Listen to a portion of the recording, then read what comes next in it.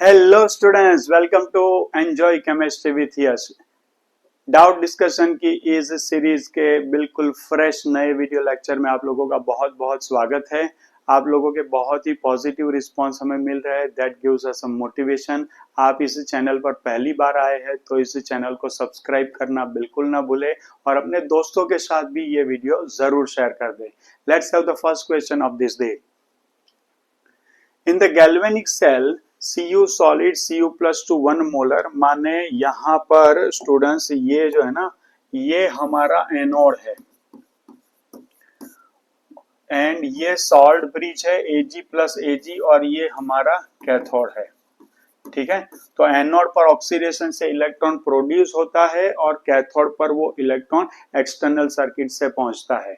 तो let's see the question, the electrons will travel in the external circuit, यही पूछा है। देखो स्टूडेंट्स, कॉपर पर ऑक्सीडेशन से इलेक्ट्रॉन प्रोड्यूस होगा और वो एक्सटर्नल सर्किट से ट्रैवल कर करके हम पहुंचेगा Ag, कैथोड पर पहुंचेगा, हाँ, from Cu to Ag। Okay, चलो next question. The direction of current in the Daniell cell when Zn and Cu electrodes are connected। अब आपको याद होगा कि डैनियल सेल जो है, उस डैनियल सेल के अंदर जिंक एनोड है और कॉपर कैथोड है। तो जिंक पर ऑक्सीडेशन से इलेक्ट्रॉन प्रोड्यूस होगा, वो ट्रैवल करके कॉपर पर पहुंचेगा जहां पर उसका रिडक्शन में यूज होगा, Cu+2 will convert into Cu।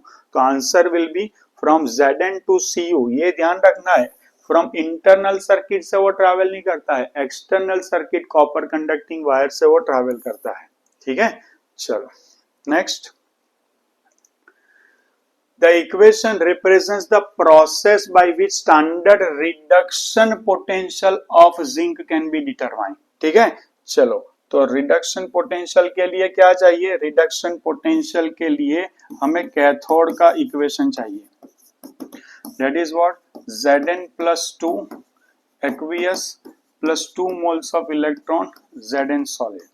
अब ये एक इक्वेशन मैंने लिख तो लिया है, लेकिन अगर ये स्टैंडर्ड कंडीशन के लिए रिप्रेजेंट करना है ना, तो यहाँ एक्वियस के साथ यहाँ क्या लिखा होना चाहिए? 1 मोल पर लिखा हुआ कंपलसरी है, ध्यान रखना।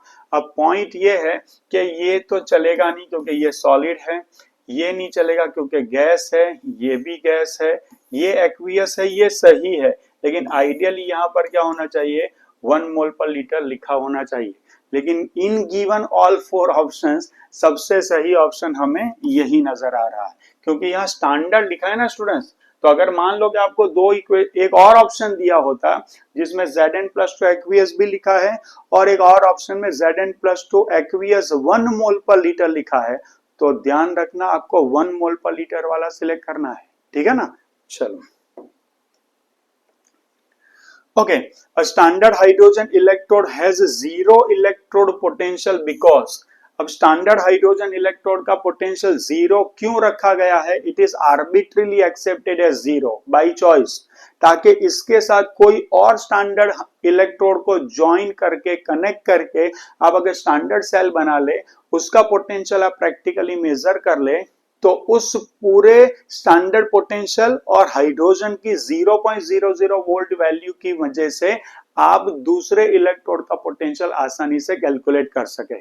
सो इसके पीछे का कोई रीजन नहीं है, it was accepted 0.00 only to find out other electrodes potential easily. So easiest oxidized potential is assumed to be zero। ठीक है ना, ये मान लिया है कि वो क्या है, वो जीरो है। ठीक है, चलो okay. which is not true for the standard hydrogen electrode। let's see, the hydrogen ion concentration is 1 mole per liter, ये तो सही है। टेम्परेचर इज 25 डिग्री सेल्सियस, ये भी सही है क्योंकि स्टैंडर्ड कंडीशन का टेम्परेचर यही होता है। प्रेशर ऑफ हाइड्रोजन इज 1 बार, ये भी सही है। कभी 1 atm लिख दिया हो तो भी हम बिलीव कर लेंगे कि ये भी सही है। It contains a metallic conductor which does not absorb hydrogen. ध्यान रहे कि इसके अंदर पूरी प्रोसेस जो होती है ना, वो प्लेटिनम इलेक्ट्रोड पर होती है। स्टैंडर्ड हाइड्रोजन इलेक्ट्रोड की अगर आप डायग्राम देखेंगे ना, तो उसमें H+ आयन के अंदर डिप की गई है एक प्लेटिनम की प्लेट होती है। उस प्लेटिनम प्लेट के ऊपर ब्लैक प्लेटिनम का एड्सॉर्प्शन मींस कोटिंग किया जाता है, उसके ऊपर हाइड्रोजन गैस एड्सॉर्ब होता है और एड्सॉर्ब होने के बाद वो ऑक्सीडाइज होकर H प्लस बनता है। H प्लस सोल्यूशन में डिस्पर्स होता है और इलेक्ट्रॉन वो जो मर्क्यूरी है वो मर्क्यूरी से ट्रैवल करके कॉपर कंडक्टिंग वायर तक जाता है, ठीक है ना। तो डेफिनेटली प्लेटिनम के मेटल की प्लेट होती है और उसके ऊपर हाइड्रोजन गैस का एड्सॉर्प्शन जरूर से होता है। तो ये जो है ना यहाँ पर नॉट लिखा है स्टूडेंट्स, तो ये स्टेटमेंट रॉन्ग है और ये हमारा आंसर है। चलो, E naught for the half cell, इसका हाफ सेल ये दे रखा है और यहाँ पर Zn plus two twice H plus H2। अब इसका हमें क्या निकालना है, इसका हमें पोटेंशियल निकालना है। अब ध्यान से स्टूडेंट्स, ये है आपका एनोड और ये है आपका कैथोड।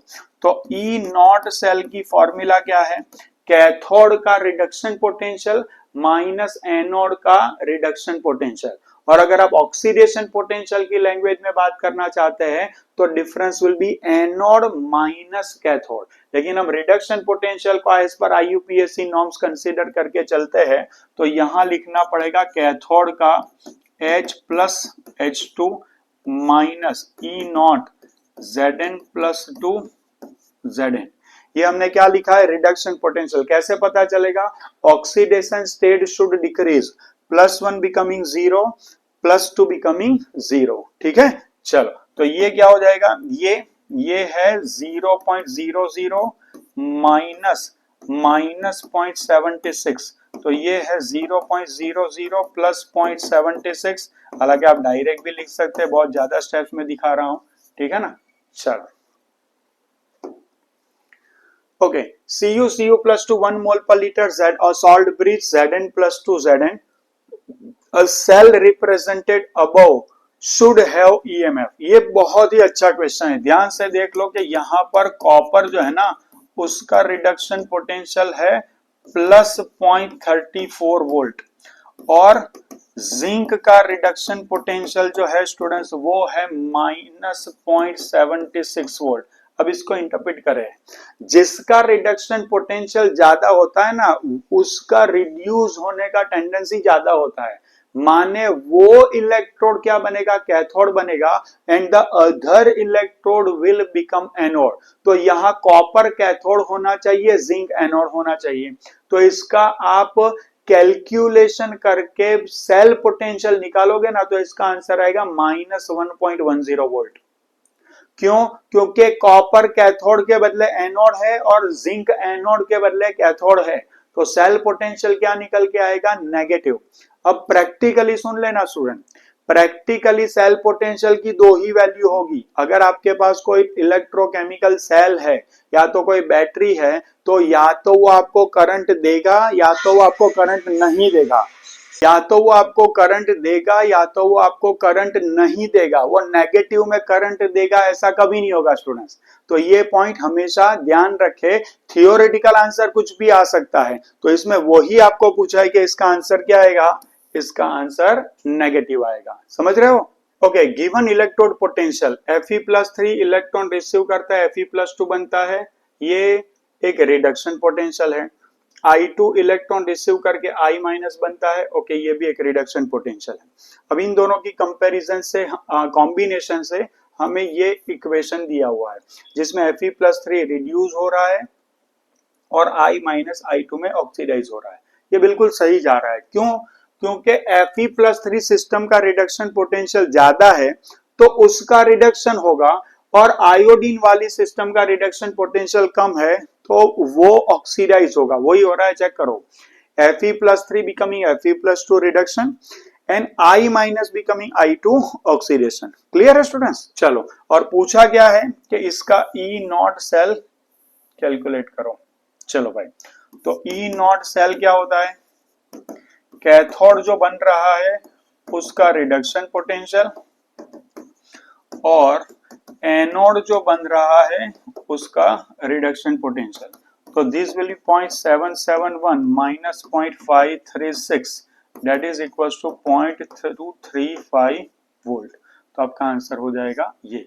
अब ध्यान से सुन लेना, अगर ऑक्सीडेशन पोटेंशियल दिया है तो एनोड माइनस कैथोड आएगा, ये ध्यान रखना, ठीक है ना। अच्छा, कभी कभी क्वेश्चन में क्या करते हैं, एक वैल्यू ऑक्सीडेशन पोटेंशियल देते हैं, एक वैल्यू रिडक्शन पोटेंशियल देते हैं, तो इसमें फंसना नहीं है। एक बार हमेशा चेक कर लेना कि आपको ऑक्सीडेशन पोटेंशियल दिया है या रिडक्शन पोटेंशियल दिया है, ठीक है students. Which of the following is not an anodic half reaction? अब ध्यान से, एनोड पर क्या होता है, एनोड पर हमेशा ऑक्सीडेशन होता है, एनोड पर हमेशा क्या होता है, ऑक्सीडेशन होता है। ऑक्सीडेशन में क्या होगा, ऑक्सीडेशन में सारी रिएक्शन चेक कर लेते हैं। पहली Ag प्लस, यहां माइनस है तो ये इलेक्ट्रॉन यहां जाएगा, तो Ag प्लस प्लस इलेक्ट्रॉन क्या होगा, यहां पर Ag होगा। मान लोगे ये तो हो गया रिडक्शन, क्यों, क्योंकि receive of electron is reduction. Okay, तो ये रिएक्शन तो नहीं हो सकती, एनोड पर नहीं होगी, ये कैथोड पर होगी। Cu में से Cu+2 with release of electron allowed, Fe+2 में से इलेक्ट्रॉन रिलीज करके Fe+3 allowed, OH minus electron release करके O2 बनेगा, ये भी अलाउड। देखो ऑक्सीजन का ऑक्सीडेशन स्टेट इसमें -2 होता है और O2 में उसका ऑक्सीडेशन स्टेट क्या होता है, 0 होता है, तो ये भी अलाउड, ठीक है। चलो, तो ये गलत है, तो ये हो जाएगा अपना आंसर, ठीक है। चलो students, next, Which of the following statements is correct? चलो, oxidation occurs at anode in both galvanic and electrolytic cell, बिल्कुल सही। अब इन दोनों की कंपैरिजन में बता देता हूं। इलेक्ट्रोकेमिकल सेल का प्रिंसिपल होता है केमिकल रिएक्शंस अपने आप होती है, स्पॉन्टेनियसली होती है, एंड दैट जनरेट्स करंट, माने chemical energy is converted into electrical energy. जबकि इलेक्ट्रोलिटिक सेल में हम बाहर से इलेक्ट्रिकल एनर्जी देते हैं, बैटरी कनेक्ट करके हम इलेक्ट्रिसिटी पास करते हैं, तब जाकर के केमिकल प्रोसेस होती है। Means electrical energy is converted into chemical energy. Electrochemical cell में रिएक्शन स्पॉन्टेनियस होती है, डेल्टा जी नेगेटिव होता है और ई सेल पॉजिटिव होता है।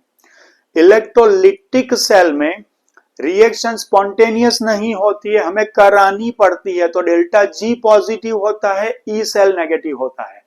और एक बहुत बड़ा चेंज, इलेक्ट्रोलिटिक सेल में जो हम बाय डिफॉल्ट जानते हैं कि एनोड पॉजिटिव होता है और कैथोड नेगेटिव होता है, लेकिन इलेक्ट्रोकेमिकल सेल में, सुन लेना ध्यान से, इलेक्ट्रोकेमिकल सेल में एनोड नेगेटिव होता है और कैथोड पॉजिटिव होता है।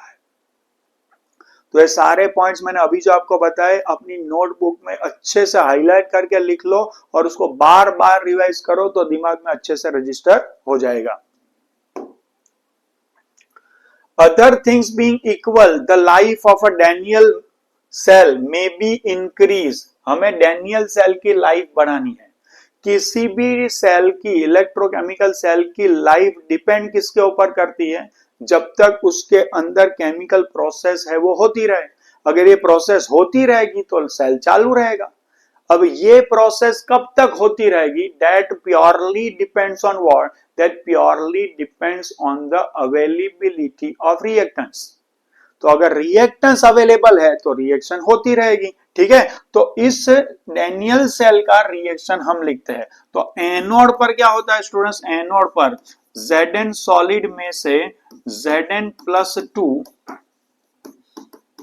बनता है with loss of electron, and cathode में सॉल्यूशन का जो Cu+2 है, ये 2 मोल इलेक्ट्रॉन गेन करके Cu में कन्वर्ट होता है।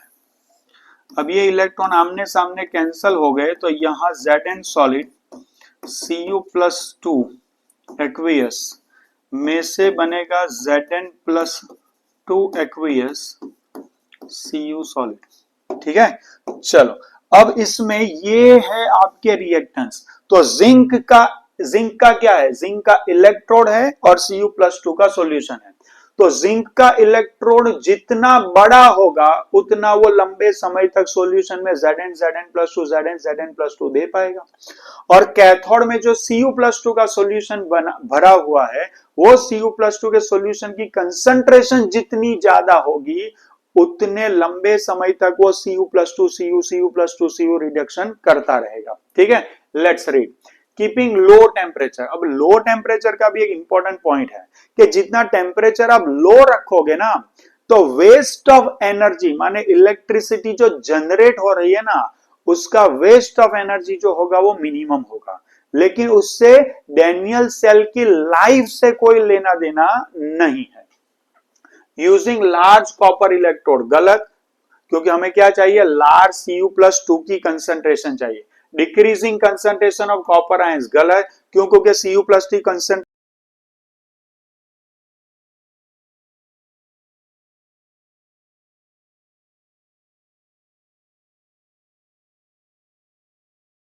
करेक्ट ऑप्शन है। ठीक है, चलो।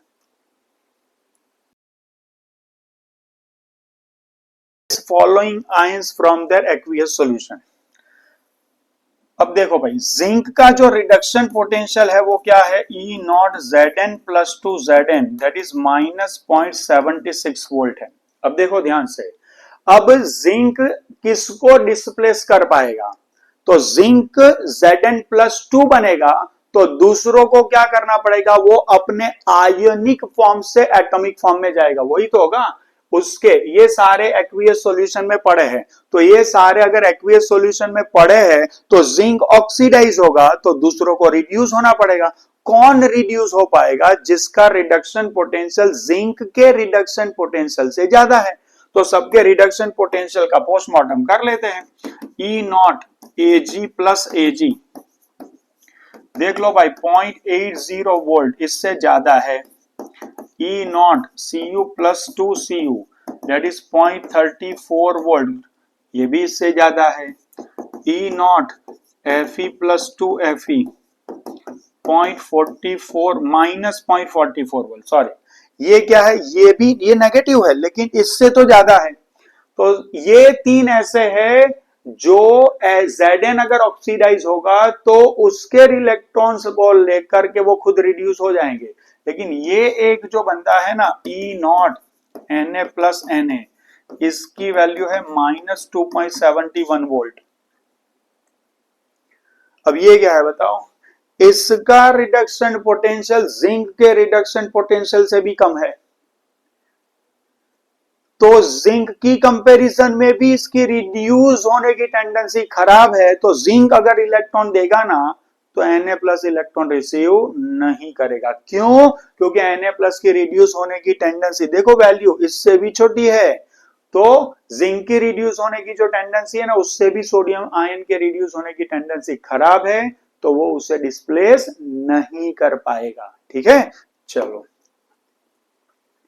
The standard reduction potential at 25 degree Celsius temperature are given. ठीक है, ये Zn+2 का दिया है -0.762, Cr+3 का -0.74, H+ का तो डेफिनेटली 0 एंड Fe+3 का जो है वो पॉजिटिव। Fe+3 यहाँ दो इलेक्ट्रॉन नहीं आएंगे, single electron.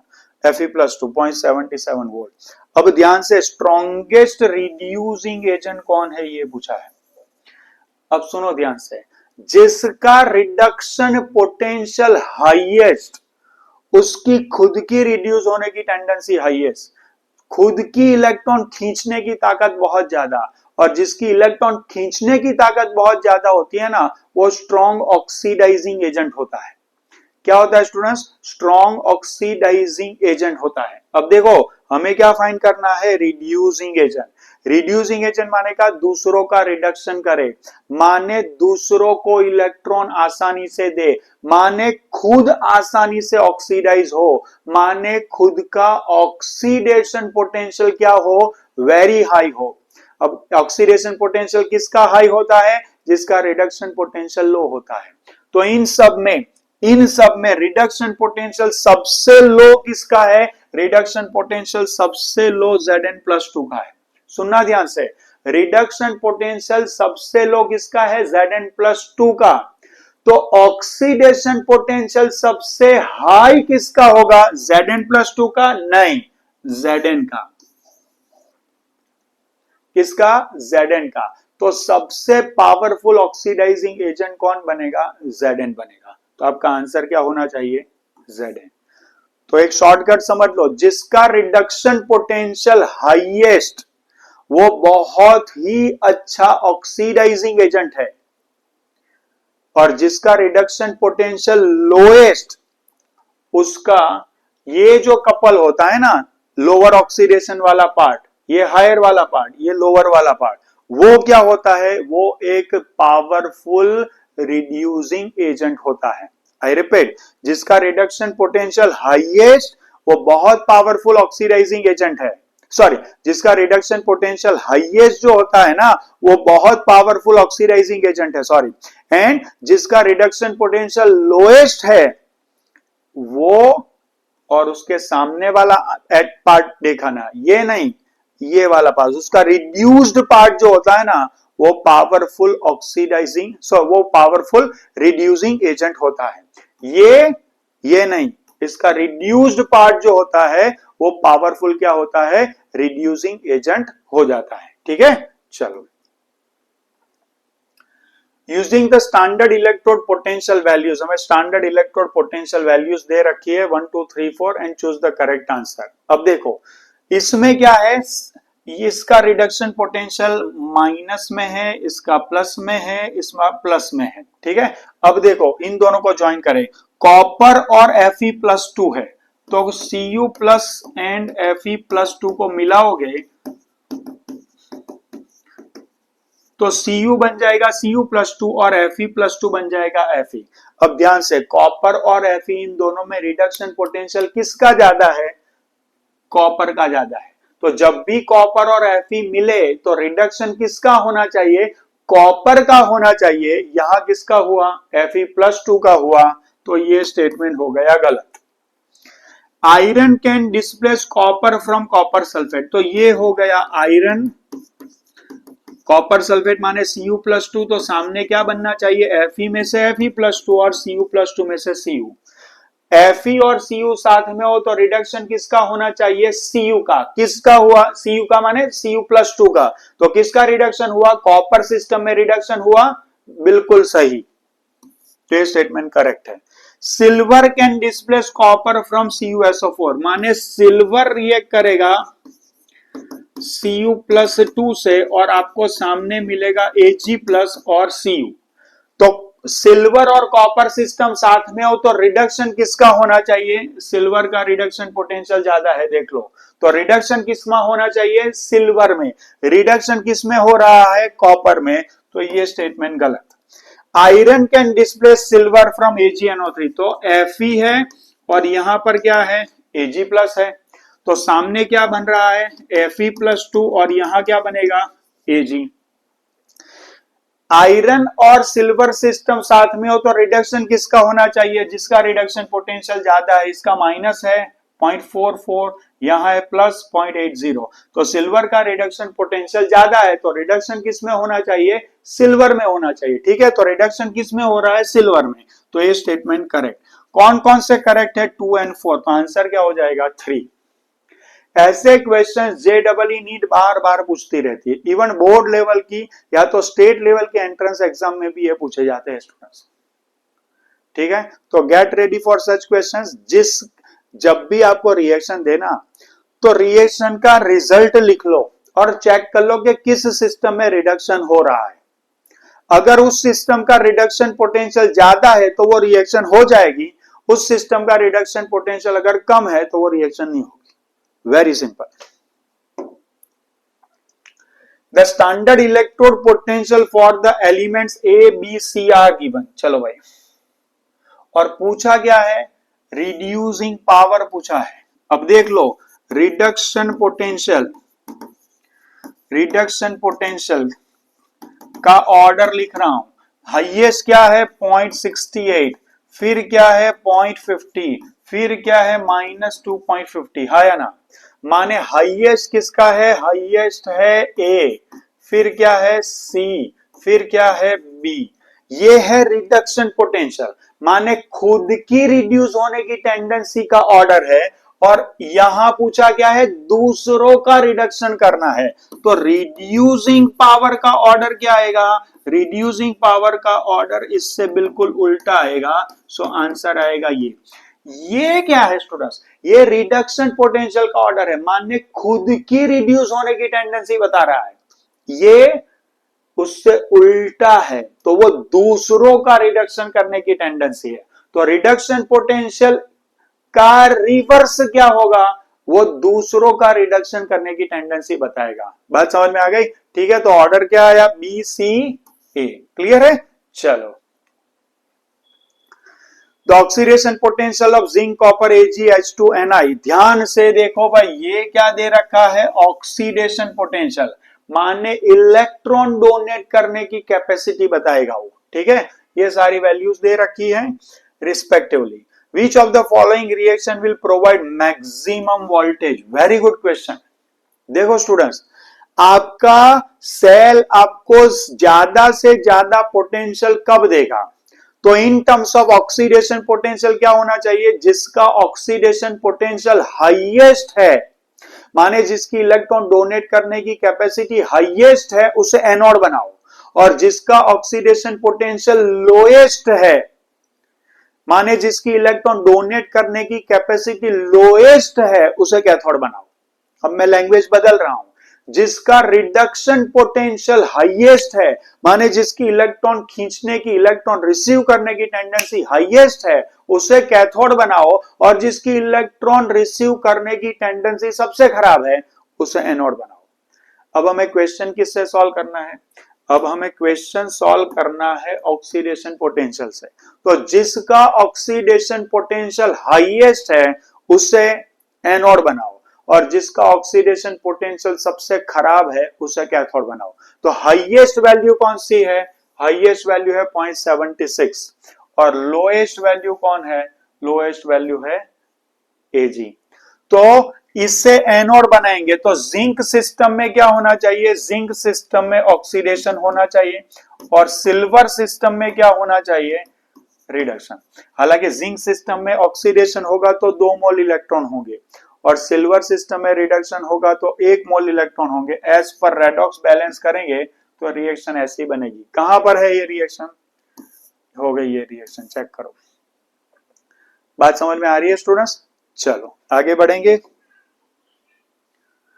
The standard reduction potential at 25 degree Celsius are given. ध्यान से, Li प्लस से Li, Ba प्लस 2 से Ba, Na प्लस से Na एंड Mg प्लस 2 से Mg, सभी रिडक्शन पोटेंशियल देख लो, सभी रिडक्शन पोटेंशियल नेगेटिव है, माने इसमें से किसी भी आयन की एक्वियस कंडीशन में रिड्यूस होने की टेंडेंसी बहुत ही खराब है।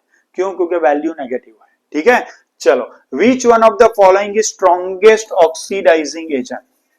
स्ट्रॉन्गेस्ट ऑक्सीडाइजिंग एजेंट माने क्या? वो दूसरों का ऑक्सीडेशन करेगा, माने क्या? वो दूसरों से इलेक्ट्रॉन ले लेगा, माने क्या? वो खुद रिड्यूस होगा, माने जिसका रिडक्शन पोटेंशियल हाईएस्ट, वो दूसरों के लिए अच्छा ऑक्सीडाइजिंग एजेंट बनेगा। ठीक है ना? तो इसमें हाईएस्ट वैल्यू किसकी है? ये है, तो Mg+2 should be our answer. ठीक है, Mg हमारा आंसर नहीं होगा, ध्यान रखना, Mg+2 हमारा आंसर होगा। ठीक है, चलिए students, a gas X at 1 atmosphere is bubbled through a solution containing a mixture of 1 molar Y minus and 1 molar Z minus at 25 degrees Celsius. If the reduction potential of Z to Z minus, which is highest, Y to Y minus intermediate, and X to X minus is the lowest. ठीक है, अब देखो students, इनको है ना combine करते हैं। Reduction potential highest किसका है? Z का है। तो Z जो है ना, वो Z माइनस में रिड्यूस होगा, और Y माइनस को वो Y में ऑक्सीडाइज कर सकता है।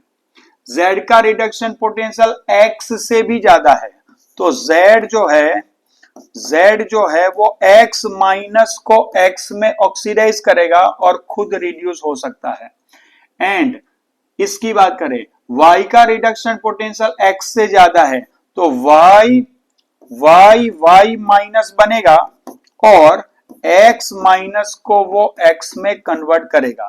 ठीक है, इसका मतलब क्या हुआ कि Z जो है वो Y माइनस को ऑक्सीडाइज कर सकता है, Z जो है वो X माइनस को ऑक्सीडाइज कर सकता है, Y जो है वो X माइनस को ऑक्सीडाइज कर सकता है। लेकिन उसका बिल्कुल उल्टा, Y जो है वो Z माइनस को ऑक्सीडाइज नहीं कर सकता, X जो है वो Z माइनस को ऑक्सीडाइज नहीं कर सकता, X जो है वो Y माइनस को ऑक्सीडाइज नहीं कर सकता है। Let's read, Y will oxidize X minus, Y will oxidize X minus and not Z minus। सही है, Y Z माइनस को ऑक्सीडाइज नहीं कर सकता, statement 1 correct. Y will oxidize Z minus, Y Z minus को ऑक्सीडाइज नहीं कर सकता, तो यहीं से स्टेटमेंट गलत हो गया। Y will oxidize both X minus and Z minus, Z minus को तो कर ही नहीं सकता, स्टेटमेंट गलत। Y will reduce both, नहीं, Y will not reduce both, ठीक है ना, तो ये नहीं कर सकता, तो आपका आंसर क्या हो जाएगा, फर्स्ट आपका करेक्ट आंसर हो जाएगा। चलिए students, question number 37, the standard electrode potential of Zn, Ag and Cu are these and these respectively, then Ag can oxidize Zn and Cu। इसका मतलब क्या हुआ कि Ag जो है ना वो Zn and Cu को, ध्यान से समझ लेना, Ag कुछ नहीं करता है, जो करता है वो Ag प्लस करता है। देखो Ag प्लस जो है वो Cu में से Cu+2 बनाए और Ag बने, Ag प्लस जो है वो क्या करे, Zn में से Zn+2 बनाए और Ag बने, यहां तक सही है, लेकिन वो Ag प्लस होना चाहिए, Ag नहीं हो सकता है। Next, Ag can reduce Zn+2 and Cu+2। अब देख लो Ag जो है वो Zn+2 में से Zn कभी नहीं बना पाएगा। क्यों नहीं बना पाएगा, क्यों नहीं बना पाएगा, क्योंकि Ag का रिडक्शन पोटेंशियल क्या है, हाईएस्ट है, Zn+2 का रिडक्शन पोटेंशियल, Cu+2 का रिडक्शन पोटेंशियल सिल्वर सिस्टम से कम है, तो Ag अगर है ना तो उसका तो रिडक्शन नहीं होगा। Zn can reduce Ag plus and Cu+2, Zn में से क्या बनेगा, Zn+2, तो Ag प्लस में से क्या बनेगा, Ag, Zn में से क्या बनेगा, Zn+2, तो Cu+2 में से क्या बनेगा, Cu। ये सही जा रहा है, क्यों, क्योंकि जिंक का रिडक्शन पोटेंशियल सबसे कम है, तो जिंक ऑक्सीडाइज होगा, Ag प्लस का रिडक्शन होगा, Cu+2 का भी रिडक्शन होगा, तो आंसर क्या बनेगा 3। Let's see fourth, Cu can oxidise Zn and Ag। Cu जो है ना वो Zn को तो ऑक्सीडाइज कर सकता है, लेकिन Ag को ऑक्सीडाइज नहीं कर सकता है, क्यों, क्योंकि Cu का रिडक्शन पोटेंशियल सिल्वर के रिडक्शन पोटेंशियल से कम है, ठीक है। तो जिसका रिडक्शन पोटेंशियल कम है वो बाकी दो को रिड्यूस कर सकता है, जिसका रिडक्शन पोटेंशियल सबसे ज्यादा है वो बाकी दो को ऑक्सीडाइज कर सकता है, ठीक है। चलो, लेकिन यहाँ Ag जो लिखा है ना वो Ag जिंक एंड कॉपर दोनों को क्या कर सकता है, दोनों को ऑक्सीडाइज कर सकता है, सुनना ध्यान से, लेकिन यहां पर Ag नहीं होना चाहिए, यहां पर क्या होना चाहिए, Ag प्लस होना चाहिए, ठीक है। चलो, standard reduction potential of 4 electrodes are given, A, B, C, D।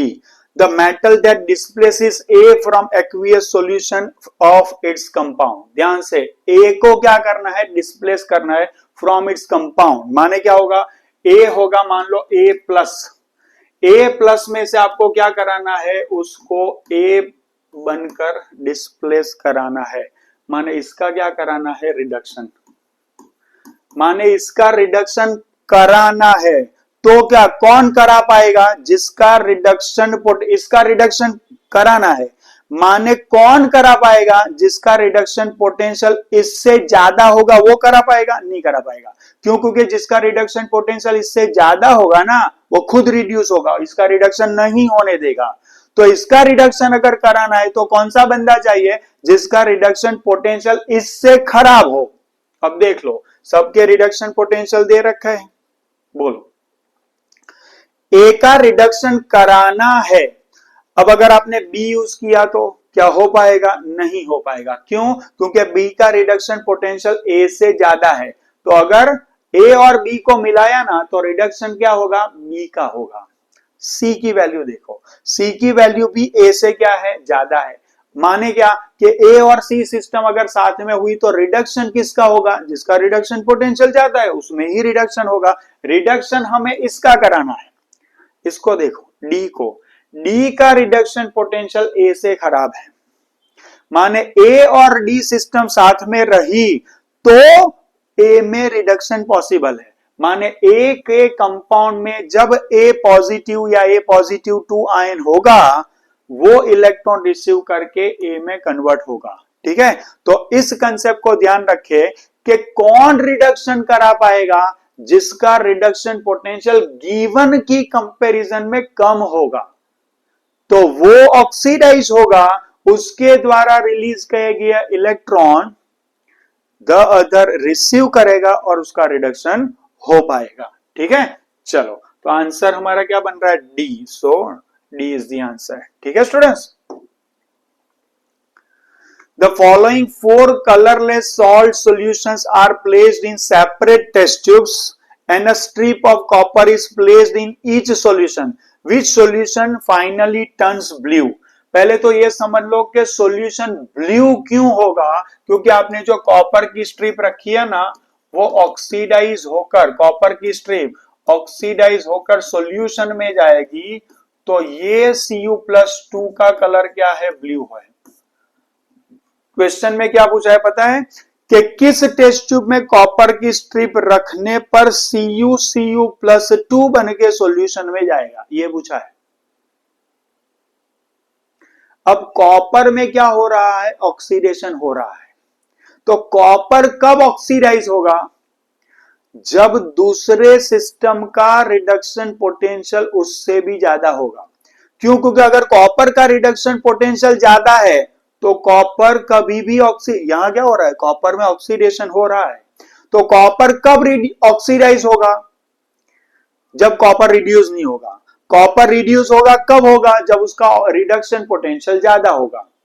लेकिन यहां पर कॉपर का हमें क्या करवाना है स्टूडेंट्स, कॉपर का हमें ऑक्सीडेशन कराना है, माने कॉपर का रिडक्शन पोटेंशियल गिवन की कंपैरिजन में क्या होना चाहिए, कम होना चाहिए। लेट्स सी, कॉपर का रिडक्शन पोटेंशियल क्या है, E0 Cu+2 Cu 0.34 volt. Let's see, यहां पर देख लो जिंक का रिडक्शन पोटेंशियल क्या है,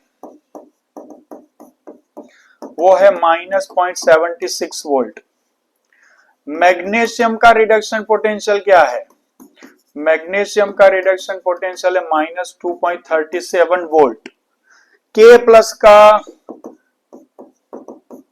शायद -2.89 वोल्ट है, और is not of Ag plus Ag, ये वैल्यू है +0.80 वोल्ट।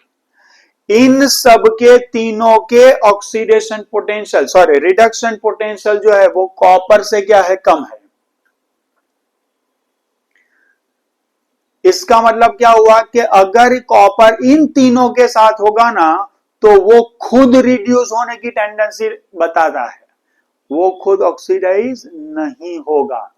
जो ये तीन के साथ अगर है तो इन तीनों की रिड्यूस होने की टेंडेंसी तो कॉपर से भी खराब है। तो अगर ये तीनों कॉपर के साथ रहे तो कभी भी कॉपर ऑक्सीडाइज नहीं होगा। क्यों, क्योंकि कॉपर की रिड्यूस होने की टेंडेंसी ज्यादा है, तो ऑक्सीडाइज होने की टेंडेंसी इन तीनों से क्या होगी, कम होगी। अब इसको देखो, सिल्वर की रिड्यूस होने की टेंडेंसी कॉपर के रिड्यूस होने की टेंडेंसी से क्या है स्टूडेंट्स, ज्यादा है। तो इन दैट केस क्या होगा, in that case Ag plus reduce होगा और Cu+2 में कन्वर्ट होगा और सॉल्यूशन क्या बन जाएगा, ब्लू कलर का बन जाएगा। तो ध्यान रखे ऑक्सीडेशन किस में होगा, जिसमें कॉपर का रिडक्शन पोटेंशियल द अदर से क्या होना चाहिए, कम होना चाहिए। रिडक्शन पोटेंशियल कम माने रिडक्शन होने की टेंडेंसी कम, और अगर रिडक्शन होने की टेंडेंसी कम तो ऑक्सीडेशन होने की टेंडेंसी क्या होगी, ज्यादा होगी। उस केस में Cu क्या बन जाएगा, Cu+2 में कन्वर्ट हो जाएगा। Next, which of the following displacement does not occur, कौन सा डिस्प्लेसमेंट नहीं होगा। चलो भाई इसके लिए भी आपको क्या पता होना चाहिए, इसके लिए भी आपको सारी की सारी पोटेंशियल वैल्यू पता होनी चाहिए। तो यहाँ जितनी है ना वो मैं लिख लेता हूं, जैसे कि zinc E not Zn plus 2 Zn is minus 0.76 volt. दूसरा है hydrogen H plus H2 that is 0.00 volt. तीसरा E not Fe plus 2 Fe that is minus 0.44 volt. और E not Ag plus Ag is plus 0.80 volt. फिर कौन है E not Cu plus 2 Cu is plus 0.34 volt. और E not Pb plus 2 Pb is 0.13 minus 0.13 volt. चलो भाई देखें और क्या होना चाहिए, डज नॉट अकर। चलो भाई इन दोनों जिंक और हाइड्रोजन में रिडक्शन पोटेंशियल किसका ज्यादा है, हाइड्रोजन का ज्यादा है। तो H प्लस में से H2 बनना चाहिए, जिसका रिडक्शन पोटेंशियल ज्यादा उसमें रिडक्शन होना चाहिए। क्या H प्लस में से H2 हो रहा है, H प्लस में से H2 हो रहा है, माने ये रिएक्शन पॉसिबल है।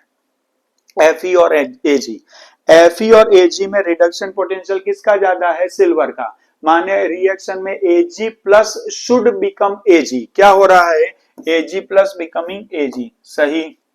Cu और Fe+2 ध्यान से देखें, रिडक्शन पोटेंशियल किसका ज्यादा है, कॉपर का, माने कॉपर सिस्टम में क्या होना चाहिए, रिडक्शन होना चाहिए। Cu+2 शुड बिकम Cu में से Cu+2 बन रहा है, चेक करो। आइडियली क्या होना चाहिए, Cu+2 शुड बिकम Cu, तो ये गलत है।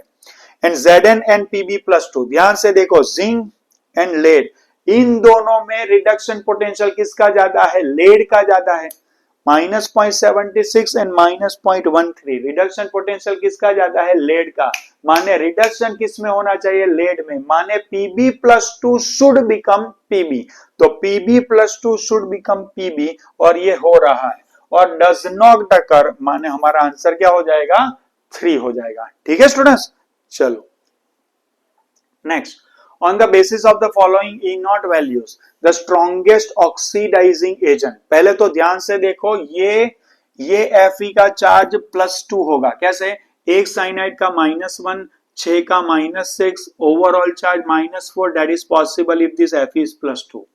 एक साइनाइड का -1, 6 साइनाइड का -6, ओवरऑल चार्ज -3, तो ये Fe का बनेगा +3 और उसने एक इलेक्ट्रॉन रिलीज किया, तो उसका ऑक्सीडेशन पोटेंशियल नेगेटिव है। Fe+2 बिकमिंग Fe+3 रिलीज कर रहा है, तो इसका क्या है, इसका ऑक्सीडेशन पोटेंशियल नेगेटिव है। अब ध्यान से देखो, जो इलेक्ट्रॉन रिलीज करता है वो रिड्यूसिंग एजेंट होता है। क्यों, क्योंकि वो खुद ऑक्सीडाइज होगा तो दूसरों का रिडक्शन करेगा। तो इसमें ये और ये तो क्या है, ये इलेक्ट्रॉन रिलीज कर रहे हैं, सुनना ध्यान से। अब पूछा क्या है, ऑक्सीडाइजिंग एजेंट। ऑक्सीडाइजिंग एजेंट का मतलब क्या हुआ कि वो दूसरों का ऑक्सीडेशन करेगा, माने खुद इलेक्ट्रॉन रिसीव करेगा, और खुद इलेक्ट्रॉन रिसीव करेगा तो दूसरों का ऑक्सीडेशन करने की उसकी कैपेसिटी अच्छी मानी जाएगी। अब इसको उल्टा करके देखो कि ये FeCN6-3 इलेक्ट्रॉन रिसीव करके यहां जाएगा तो उसका पोटेंशियल हो जाएगा 0.35 वोल्ट, क्योंकि रिवर्स जाएगा। और Fe+3 एक इलेक्ट्रॉन रिसीव करके Fe+2 बनेगा तो उसका पोटेंशियल क्या होगा, पॉजिटिव 0.77 वोल्ट। तो इन दोनों में ज्यादा वैल्यू कौन सी है, ये है, माने Fe+3 की इलेक्ट्रॉन रिसीव करके Fe+2 में कन्वर्ट होने की टेंडेंसी अच्छी है, माने वो इलेक्ट्रॉन जोर से खींच सकता है, माने वो खुद रिड्यूस होगा, माने दूसरों का क्या करेगा, ऑक्सीडेशन करेगा। तो ध्यान से समझ लो कि जब इलेक्ट्रॉन डोनेट करने की कैपेसिटी अच्छी हो तो वो बंदा अच्छा रिड्यूसिंग एजेंट है, और अगर इलेक्ट्रॉन रिसीव करने की टेंडेंसी अच्छी हो तो वो बंदा अच्छा ऑक्सीडाइजिंग एजेंट है। तो इसमें Fe+3 पावरफुली इलेक्ट्रॉन खींचता है, क्योंकि इसका ऑक्सीडेशन पोटेंशियल नेगेटिव है, तो इसके रिवर्स का ऑक्सीडेशन इसके रिवर्स का रिडक्शन पोटेंशियल क्या होगा, अच्छा होगा। और जिसका रिडक्शन पोटेंशियल अच्छा है वो एक अच्छा ऑक्सीडाइजिंग एजेंट हो सकता है। तो यहां ये Fe+3 जो है एक बहुत अच्छा ऑक्सीडाइजिंग एजेंट बन सकता है। ठीक है, चलिए स्टूडेंट्स, तो आप लोगों को आज मैंने गैल्वेनिक सेल और ईएमएफ सीरीज के रिलेटेड बहुत सारे क्वेश्चन सॉल्व कराए। क्वेश्चंस को पॉज करके खुद से सॉल्व करें, फिर उसका वीडियो सॉल्यूशन देखें। आप लोगों को सारी चीजें ठीक से समझ में आ गई होगी। कोई स्पेशल टॉपिक के रिलेटेड आपको कुछ क्वेश्चंस और डाउट्स हो तो आप कमेंट में पोस्ट कर सकते हैं। हमारा नंबर भी आप लोगों के पास अवेलेबल है। कोई पर्टिकुलर टॉपिक के रिलेटेड एक पूरा मॉड्यूल आप सॉल्व कराना चाहते हैं तो भी आप मेरे साथ शेयर करें।